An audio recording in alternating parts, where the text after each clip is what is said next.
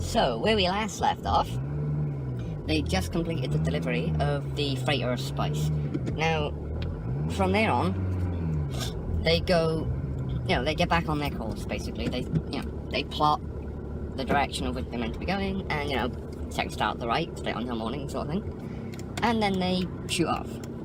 Now, they're flying around, they're on their destination. They've been going now for a couple of weeks in space. There's a bit of downtime going on, chatting, that sort of thing. Not for very long though, and suddenly there is a distress signal just starts pinging on the console. Now, currently I think it was Bart who was in the cockpit at the time, and he picks up the signal and he manages to he picks up within the actual distress beacon, there is a signal. He calls Rons in to try and descramble the signal, and the most they can get out of it is, at first, it's sort of, it's the sort of thing, I'm trying to think now, Jesus. What was it? It was, that was it. This is the, there we go. It was, what was the name of the system? Systems Alliance. This is the SAS Dante. The SAS Dante requesting immediate aid. If anyone can intercept this message, please respond. We are transporting valuable cargo for the survival of the Systems Alliance. Now, at first they're all a bit like, the fuck's the System Alliance? And then, I think it was Rollo rolled a law check and basically explained to the others that the Systems Alliance was the first alliance of free planets who managed to form, away from the thumb of the old Sith Empire. Now, they think this might be worth looking into, because that was thousands of years ago. So, there might be some really useful salvage on that ship, and there may even be some Sith artifacts. And some maybe the cargo that Dante was carrying. They're not sure, this is all speculation on their part. So they plot a course, and they head to the signal. When they arrive in the system, where the signal was pinging from, they find a brown dwarf, or failed star. And then as they get closer, they see very close in in orbit of the brown dwarf is the ship, the Dante. Now the Dante is a massive vessel, huge bloody thing. I think it was Rons who rolled law on this one, and basically explained to the others that the Systems Alliance ships were built before the days of shielding technology. So one of the best ways of making sure your ship didn't basically get ripped apart by gunfire was to make it as big as possible. So that no matter the size of the weapons they're firing, it can only really take out small parts of the ship that then can be sealed off. Basically a bit like the Titanic in that regard. So they pull up alongside this derelict ship, the Dante, and they get into their breaching pod, and they launch straight in, and clamp on, drill in, enter the ship.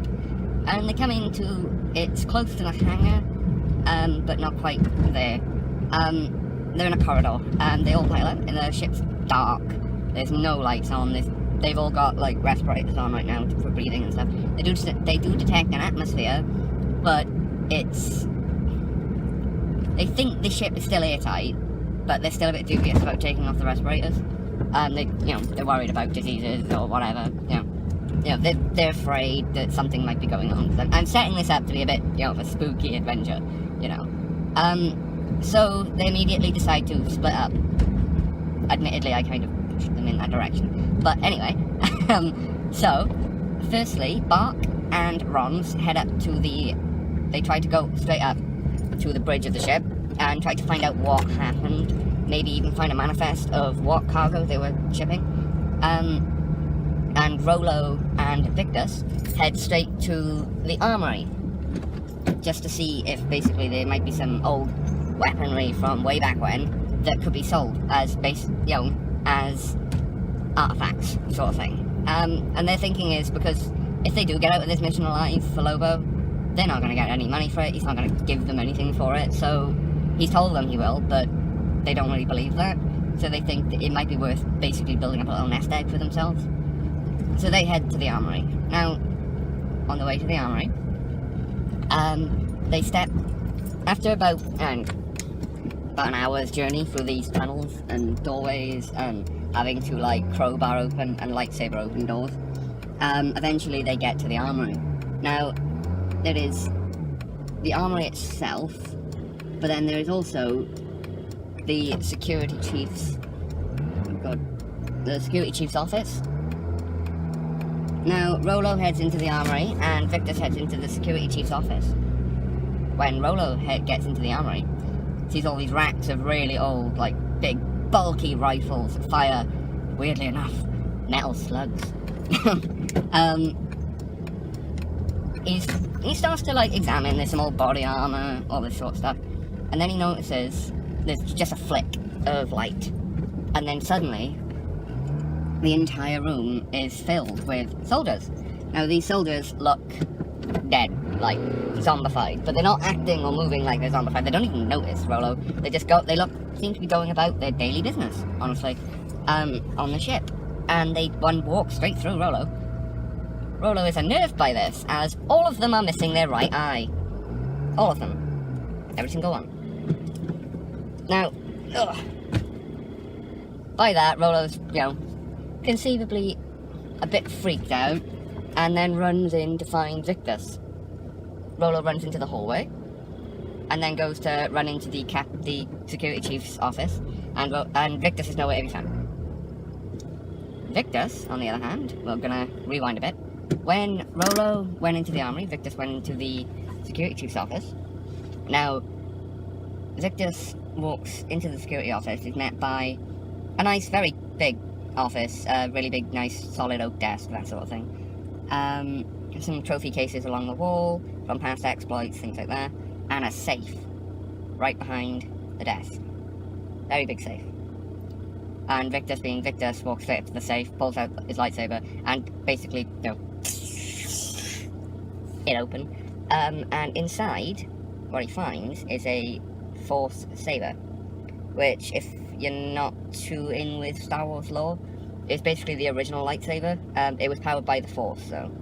Now, the reason that the lightsaber was originally made was that Force sabers had a tendency to tempt their users to the dark side, because they have to use dark side energy to power the lightsaber itself, or the Force saber.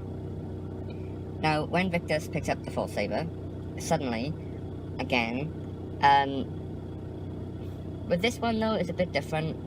It starts to hear voices, and the voices tempting Victus to use the saber itself, and also basically to accept the voice as his new master.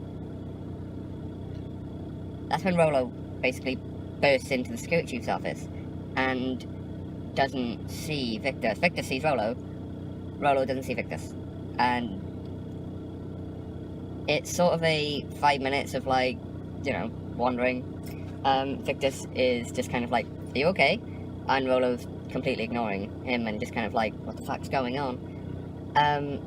Victus eventually walks up to Rolo, puts his hand on his shoulder, and bang, they can see each other again. And I'll leave it there for today. Next time, we will see what happened to Rons and Bark. Have a good day, everybody. I hope to see you next time.